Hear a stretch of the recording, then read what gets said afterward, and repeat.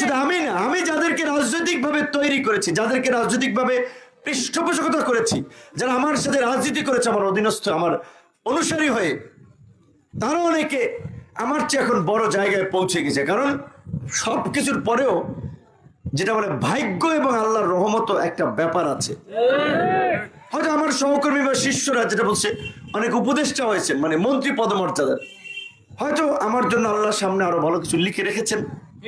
কিংবা আমি এই পর্যন্ত যেইটুকু পেয়েছি, এইটাকে আল্লাহর শুকরিয়া আদায় না করলে অকৃতজ্ঞ হবে না। আমার বাপ দাদার কি পরিচয়, আমি যে আজকে সারা বাংলাদেশে মানুষের কাছে পরিচিত একজন জাতীয় নেতা হিসেবে, আমি এইখানে চর বিশ্বাসের এই একটা ঘটনা ঘটেছে। আপনারা দেখেছেন আমাদের দল যেটা বলে একেবারে ছোটখাটো দল না যে ধাক্কা দিলেই পড়ে যাবে, শেখ হাসিনার আমলে আন্দোলন সংগ্রামের মধ্যে দিয়ে গড়ে ওঠা একটি দল এবং বাংলাদেশে একমাত্র একটা ব্যতিক্রম রাজনৈতিক দল যারা কোনো গোয়েন্দা সংস্থা, কোনো এমপি মন্ত্রী, কোনো সুযোগ সুবিধা ছাড়াই আন্দোলন সংগ্রামের মধ্যে দিয়ে গড়ে উঠেছে।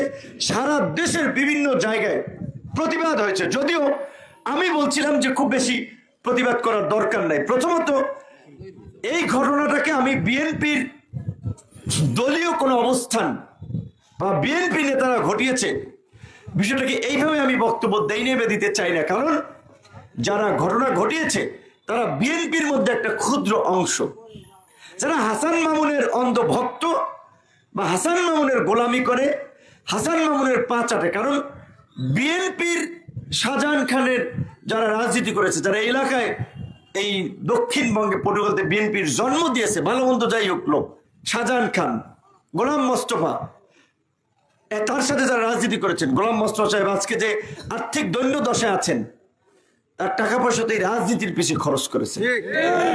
এখন গোলাম মোস্তফা সাহেব মাঠে নাই, কিন্তু ওনার কথাটা, ওনার অবদানটা তো অস্বীকার করার উপায় নাই। এই অঞ্চলের যে পোলাপান গুলো ইন্টারমিডিয়েট পাস করে, এটা তো ওই বেটা অবদান। এই যে সালেহা খাতুন মাদ্রাসাটা হয়েছে, এটা তো ওনাদের অবদান। এইটা এই দেশের কয়টা মানুষ স্মরণ করে?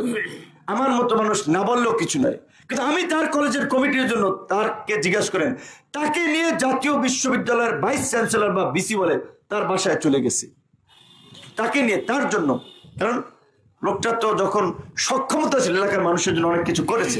তাহলে এই শাহজাহান খানের লোক, মসরুমের লোক, অনেকে বিএনপির লোক, তারা তো আমাদের সাথে সবসময়, যদিও আমি তাদেরকে মিছিল মিটিংয়ে ডাকি নাই, কারণ আমি তো একটা দল করি, কাজে আমি তো একেবারে অন্যের উপরে ভর করে রাজনীতি করতে পারি না।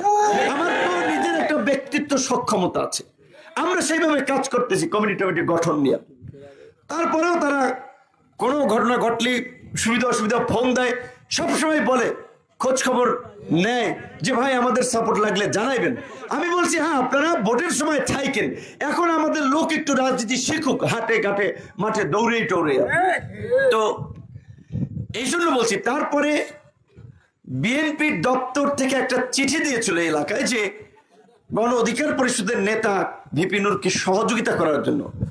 যদিও ওই চিঠির কারণেই আজকে যত অশান্তির মূল, কারণ ওই চিঠি দেওয়ার ফলেই এই হাসান মামুনের ঘুম হারাম হয়ে গেছে। যে না, তাহলে আমি আশায় ছিলাম বিএনপি আমার মনোনয়নটা দিবে, তাহলে বোধহয় আমার আর দিল না। এখন আমরা কিন্তু বিএনপির সাথে অফিসিয়ালি এখন পর্যন্ত কোনো জোটের বিষয়ে সিদ্ধান্ত নেয়নি। তবে হ্যাঁ, বিএনপির সাথে আমাদের অত্যন্ত একটা ভালো সম্পর্ক, রাজনৈতিকভাবে মিত্রতার সম্পর্ক, যেটা বলে বোঝাপড়া।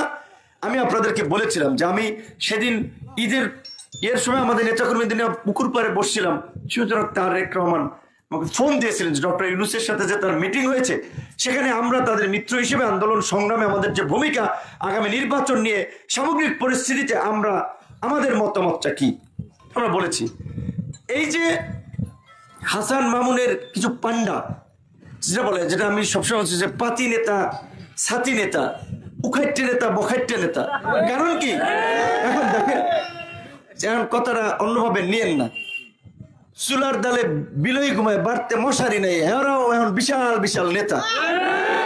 একজনের হুমকি দেয় অমুককে দেখে নেওয়া হবে, অমুককে কে। ভাই, কে কার সমালোচনা করার যোগ্য, কে কাকে কথা বলবে, এইটার একটা মাপ আছে, এইটার একটা শিষ্টাচার আছে।